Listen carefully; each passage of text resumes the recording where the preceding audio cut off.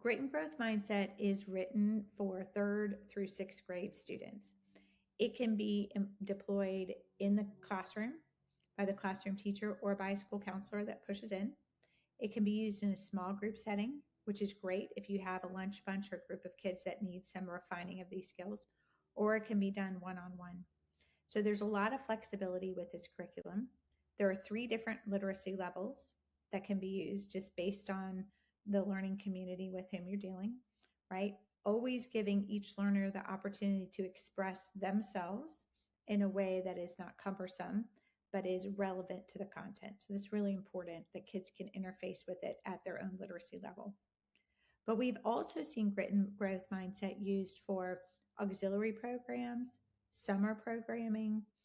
We at Effective Students offer it as well through summer programming. And we're talking about their brains and their bodies all working together. And embedded in that is their emotions and self control. So I think there's a broad range of uses for this content um, for any school population, but that elementary piece is so huge, especially as they prepare for the difficulties in middle school.